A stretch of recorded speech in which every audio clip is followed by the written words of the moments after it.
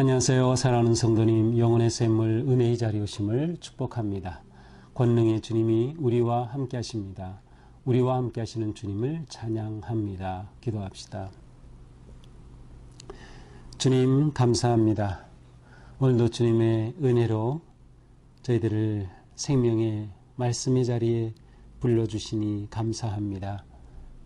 오늘도 주님 저희의 마음을 열어주시고 눈을 열어주시고 귀를 열어주셔서 주님께서 우리에게 주시는 말씀을 온전히 기쁨으로 깨닫고 또 믿음으로 받아들이며 온전히 순종할 수 있도록 오늘도 저희들을 인도하여 주시옵소서. 주님의 말씀만이 우리의 생명입니다. 주님의 말씀에 살 길이 있고 주님의 말씀이 저희를 세우고 또 믿음을 강건하게 키워주심을 믿습니다. 오늘도 말씀의 기쁨 가운데로 인도하여 주시옵소서. 예수님 이름으로 기도합니다. 아멘. 오늘 말씀은 시편 105편 12절부터 23절입니다. 그때에 그들의 사람 수가 적어 그 땅에 나그네가 되었고 이 족속에서 저 족속에게로 이 나라에서 다른 민족에게로 또 돌아다녔도다. 그러나 그는 사람이 그들을 억압하는 것을 용납하지 아니하시고 그들로 말미암아 왕들을 꾸짖어 이르시기를 나의 기름 부은 자를 손대지 말며 나의 선지자들을 해하지 말라 하셨도다. 그가 또 그 땅에 기근이 들게 하사 그들이 의지하고 있는 양식을 다 끊으셨도다. 그가 한 사람을 앞서 보내셨으며 요셉이 종으로 팔렸도다. 그의 발은 착고를 차고 그의 몸은 쇠사슬에 매였으니 곧 여호와의 말씀이 응할 때까지라. 그의 말씀이 그를 단련하였도다. 왕이 사람을 보내어 그를 석방하며 뭇 백성의 통치자가 그를 자유롭게 하였도다. 그를 그의 집의 주관자로 삼아 그의 모든 소유를 관리하게 하고 그의 뜻대로 모든 신하를 다스리며 그의 지혜로 장로들을 교훈하게 하였도다. 이에 이스라엘이 애굽에 들어가며 야곱이 함의 땅에 나그네가 되었도다. 아멘. 자, 시편 105편은 역사적 서사시라고 했죠. 그래서 이제 어제 말씀에서는 하나님께서 어떤 분이신가. 그래서 하나님께서 이스라엘 백성들을 택하심. 그래서 먼저 아브라함, 이삭, 야곱 이렇게 믿음의 조상을 택하시고 그들을 통해서 하나님께서 언약을 맺으시고 또 그 언약을 통해서 하나님의 백성들을 세우시는 그러한 분이심임을 보았습니다. 자, 어제 본문에서 중요했던 것은 하나님이 그들과 언약을 맺으셨다는 거예요. 언약을 맺으셨다. 자, 그렇다면 하나님이 이스라엘이 잘나서 언약을 맺으셨을까요? 이스라엘이 대단해서 큰 민족이라서 전혀 그렇지 않다는 거죠.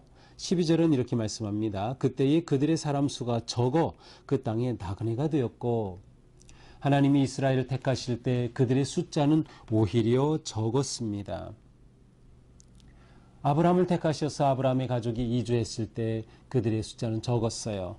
그러니 그 땅에 있는 사람들 틈에서 그들은 계속 그들이 살만한 곳을 찾아다녀 그렇게 나그네와 같은 생활을 할 수밖에 없었어요.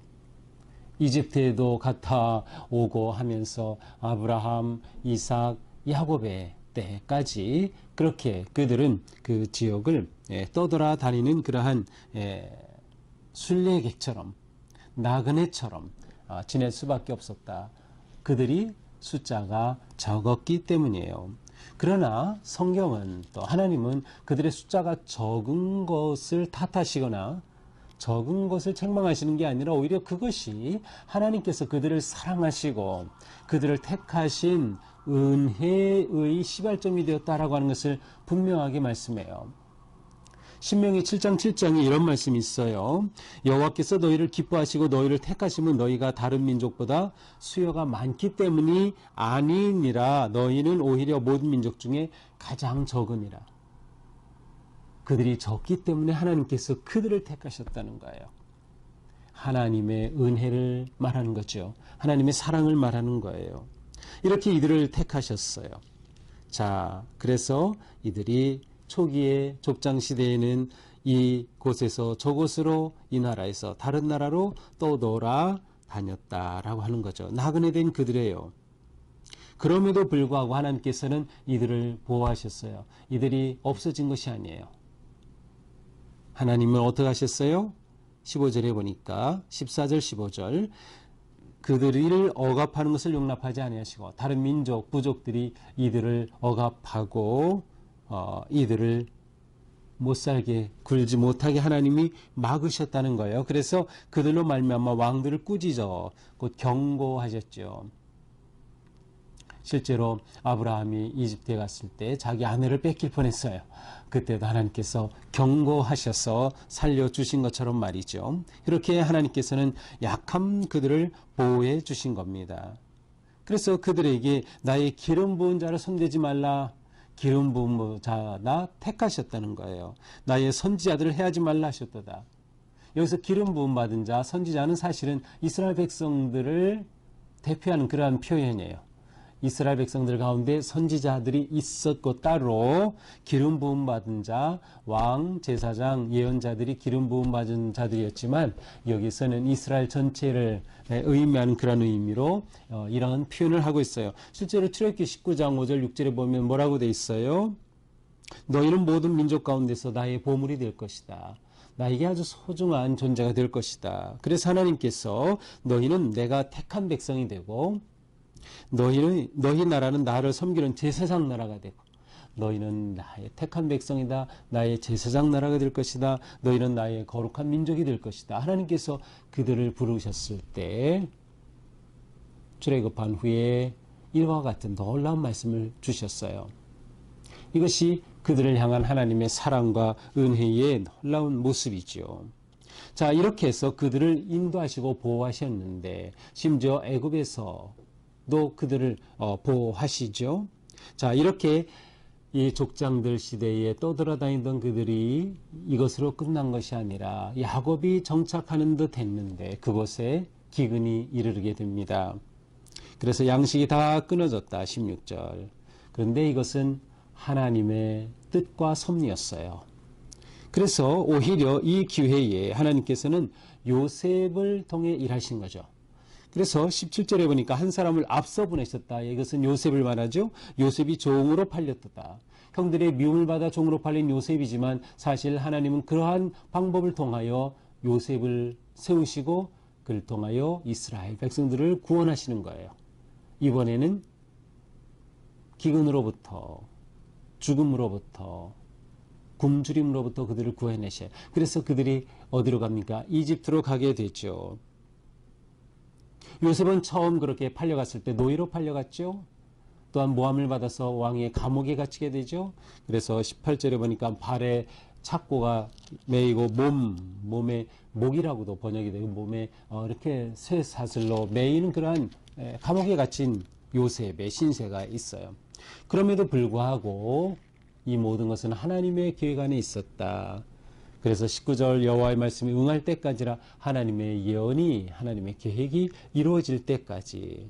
자, 하나님의 계획이 뜻이 이루어질 때는 언제예요? 바로 요셉이 감옥으로부터 나와서 애굽의 총리가 되는 거예요. 그렇게 돼서 이제는 애굽을 다스리는 자가 된 것이죠. 20절에 보니까 그를 석방하며 감옥에서 건져냈어요. 21절에 보니까 그가 그를 주관자로 삼아 총리로 삼아서 어떻게 해요? 모든 소유를 관리하게 하셨어요. 뜻대로 신하들을 다스리고 장로들을 원로들을 교훈하게 나라의 최고의 지도자가 되게 하나님이 세우셨다는 거죠. 이러한 기회를 통하여 이스라엘 백성들이 애굽으로 들어가게 되었어요. 20절, 23절 이에 이스라엘이 애굽에 들어가며 야곱이 함의 땅에 나그네가 되었도다. 자, 이렇게 야곱의 가족들이 70명 혹은 70여 명, 33명이 이집트로 이주하고 그곳에서 그들은 정착하며 살죠. 그러나 이것도 완전한 정착은 아니에요. 오늘 본문에서 나그네라고 나오죠. 결국 이집트로 간 것도 나그네의 과정이었어요. 400년이라고 하는 긴 시간이었지만 이 시간을 통해서 하나님께서는 이 작은 그들을 어떻게 해요? 숫자가 늘어났죠. 장정만 60만 명이나 되는 대국으로 불어나고 그들이 이집트를 탈출하게 되죠. 자, 오늘 본문은 바로 이곳까지예요. 여기까지. 그래서 야곱의 그 야곱의 가족이 하나님의 백성들이 함의 땅으로 가게 됐다. 이집트의 땅으로 가게 된 것까지입니다. 그래서 내일 본문은 그들이 그곳에 들어가서 번성하고 하는 그 이후의 사건들이 기록이 되죠. 자, 이스라엘의 역사를 배경으로 하는 역사적 서사시인 시편 105편은 오늘 바로 이 족장들과 요셉을 통해 애굽까지 가게 하신 그 역사를 지금 보여주고 있습니다. 자, 오늘 말씀을 보면서 하나님의 자녀는 오직 하나님의 은혜와 사랑으로 산다는 것을 알 수 있어요. 이스라엘 백성들이 잘난 것 하나도 없었어요. 그들이 숫자가 많은 것도 아니었어요. 그들은 오히려 약했어요. 그런데 작은 그들을 하나님이 택해 주셨어요. 은혜죠. 그리고 하나님이 그들을 사랑해 주셨어요.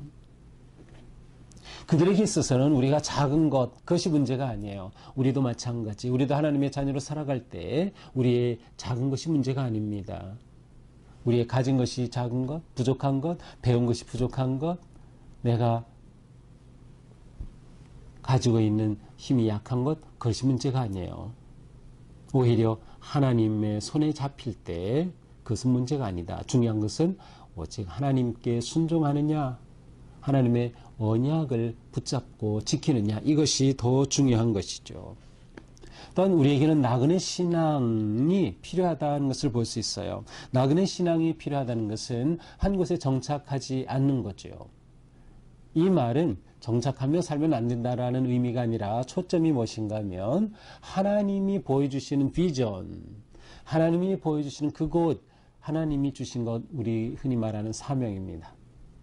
사명과 목적을 따라가는 삶이 된다는 것이에요. 나그네 삶의 핵심은 그거죠. 내가 좋은 거, 원하는 것, 이것을 내가 그냥 머물겠다가 아니라 나는 하나님이 이끄시는 곳으로 간다라는 것이에요. 목적이 이끄는 삶이 되는 것이죠. 사명이 이끄는 삶이 되는 것입니다. 이스라엘 백성들의 사명은 뭐였어요? 하나님의 제사장 나라가 되는 거였죠. 그들은 그러한 사명을 이루기 위해 지금 하나님의 선하신 인도하신 가운데 있는 모습을 보여주고 있습니다.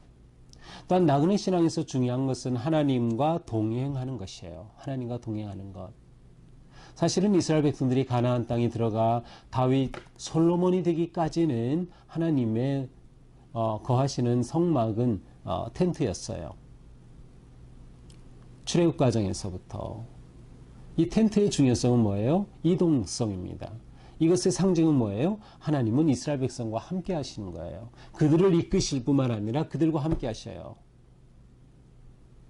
계속 그들과 함께 움직이시는 거죠. 나그네 신앙에서 중요한 것은 바로 이처럼 하나님과 동행하는 신앙입니다. 그러니까 이 솔로몬의 성전은 어떻게 보면 하나님께서 그 안에 계시겠다고 하셔서 성전을 세우셨지만 하나님을 성전에 가둘 수는 없는 거죠. 가둘 수 있다고 잘못 착각하는 순간 신앙은 무너지게 된 거죠. 우리에게 중요한 나그네 신앙이 바로 이것입니다. 하나님과 동행하고 오직 하나님만 바라보며 따라가는 삶. 이렇게 될 때 우리는 세상의 것을 탐하지 않고 악의 길을 구하지 않게 되는 것이죠. 오직 하나님을 의지하며 믿음으로 걷는 삶, 진리의 길을 걷는 삶이 되는 것입니다. 오늘 우리의 삶, 나그네 삶입니다. 순례자의 길이죠. 하지만 우리는 오직 주님만을 바라보고 또한 주신 주님의 말씀을 기억하면서 하나님께서 나를 부르신 그 사명을 향해 담대하게 나아가게 될 것입니다. 오늘 하루도 하나님께 맡기고 의지하면서 나를 부르신 그 부르심을 위하여 오직 주님만을 바라보며 담대하게 승리하는 우리 모두가 될 수 있기를 축복합니다. 기도합시다. 주님 감사합니다. 저희들은 오직 하나님의 인도하심만 따르는 삶, 순례자임을 고백합니다. 하나님만 바라보며 하나님과 동행하며 하나님께서 베풀어 주신 은혜와 사랑을 누리며 진정한 사명을 향해 나아가는 오늘 하루가 되게 하여 주시옵소서. 나에게 있는 작고 연약하고 부족한 것이 문제가 아니라 나와 함께 하시는 하나님만을 의지하고 순종하는 것이 정말 중요한 것임을 보았습니다. 우리가 비록 약하지만 하나님의 사랑 안에서 담대하게 위대한 꿈을 꾸며 하나님의 나라를 세워가는 우리 모두가 되게 하여 주시옵소서. 예수님 이름으로 기도합니다. 아멘. 오늘도 주님의 은혜 안에서 우리의 삶이 이처럼 나그네의 걸음 한 걸음 한 걸음 승리하는 믿음의 길 되기를 축복합니다. 사랑합니다.